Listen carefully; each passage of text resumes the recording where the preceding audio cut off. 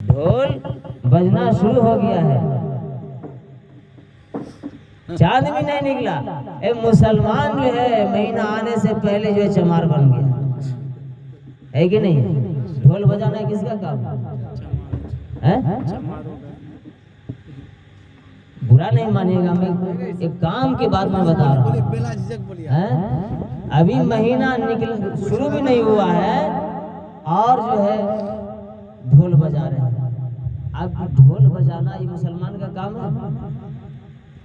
अब ढोल जो बजता है तो इसमें क्या होता है? आपकी 12 साल की लड़की, 9 साल की लड़की, 11 साल की लड़की, 15 साल की लड़की आपसे छुप करके वहां पहुंच जाएगी।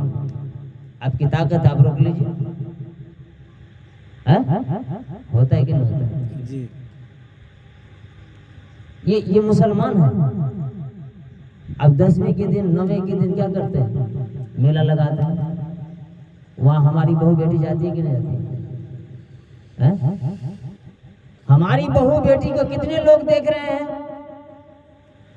कितने लोग देख रहे हैं? हम खुद अपनी इज्जत का बाजार लगा रहे कि नहीं लगा रहे? अभी आपके मोहल्ले से कोई लड़की भाग जाएगी, क्या कहेगा? फला गांव का नाम आएगा कि नहीं? खुद अपनी इज्जत की बाजार हम लगा रहे हैं। अब बताइए, यहाँ कोई दहा बनाना शुरू करेगा तो आप मना कीजिएगा? ताजिया बनाना चाहेगा तो क्या कीजिएगा? कोई ढोल बजा रहा है तो क्या कीजिएगा? चंदा दीजिएगा ना? बोलिए ना भाई, चंदा दीजिएगा? पूरे मोहल्ले वसूल होते हैं। ये भी याद रख लीजिए, एक वो तो सरासर जो है हराम है ना? देखिए ताजिया में भी क्या होता है? ताजिया जो है 2 हिस्से का बनता है कि नहीं? एक होता है सिपर, एगो नचाने वाला। देखे हैं मधुबनी में जाइए कितना बनेगा सिपर। सिपर का मतलब हुआ वो सर है, वो सर है जिसको नचाता है आदमी। इमाम हुसैन का सर है वो। और ताजिया जो है वो उसका जो है क्या है? पूरा जिस्म है। अब इमाम हुसैन को शहीद कर दिया गया, उसकी खुशी मनाते हैं, उसकी खुशी में ढोल बजा रहे हैं, है ना? अब ये बताइए कि इमाम हुसैन की शक्ल बनाना ये शिर्क है कि नहीं है? ये तो वैसा ही है ना, वैसा ही है ना भाई। जो मिट्टी का जो है मूर्ति बनाते हैं, लाखों रुपया का बनाते हैं, पूजा पाठ करके पानी में फेंक दिया, है कि नहीं? ऐसा मुसलमान भी ऐसा कर लेता है और उसके बाद जो पानी में फेंक देता है। कोई फर्क हुआ? अल्लाह ने फरमाया सबसे बड़ा गुनाह, सबसे बड़ा गुनाह क्या है? शिर्क है। सबसे बड़ा गुनाह शिर्क है। अब इस शिर्क में इस गुनाह को अल्लाह माफ नहीं करेगा।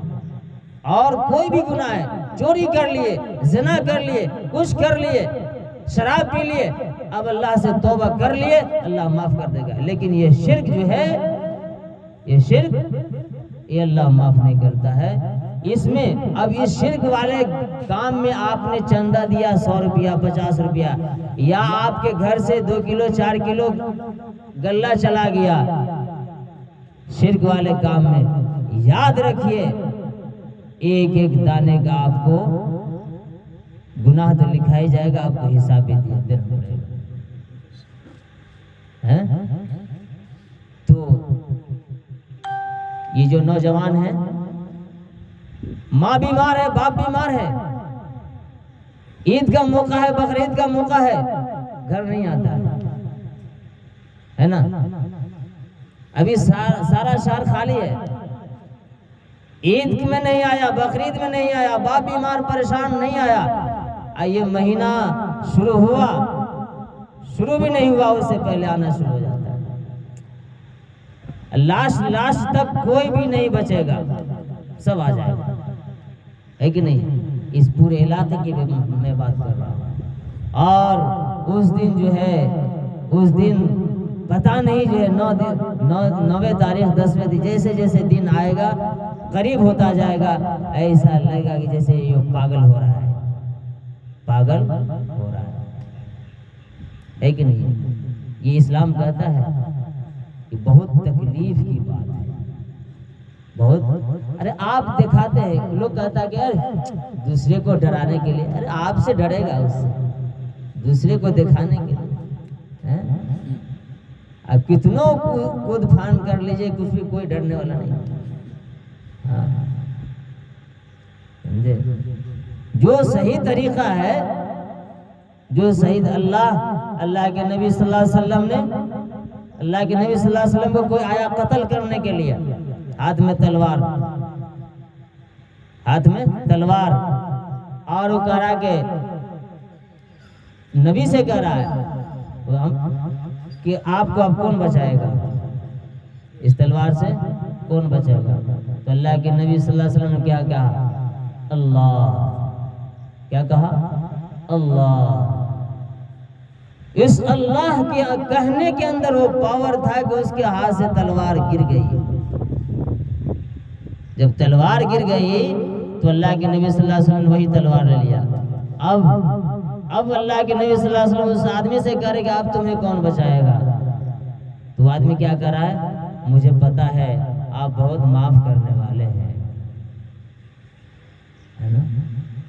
पावर अल्लाह के अंदर है, पावर ईमान के अंदर है। आपके अंदर कुछ है, बदन बॉडी के अंदर कुछ जान है ही नहीं है, झूठों का लाठी चमका रहे हैं। सही माने में गुट